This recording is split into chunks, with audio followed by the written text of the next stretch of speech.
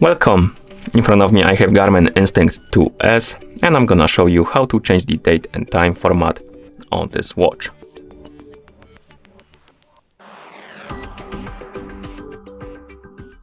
First we need to open the menu on our watch, and you can do it by pressing and holding the menu button. Once the menu opens, you can use the up and down buttons to scroll through the menu. Scroll through the menu and select the system option, and once you select it, press the GPS button to enter. Here, scroll down, select the time option and press the GPS button, and then as you can see we have the options called time format and date format right here at the top of the menu. Select the time format first, press the GPS, and here you can select 12-hour, 24-hour and military. Select the one you like and press the GPS button to confirm.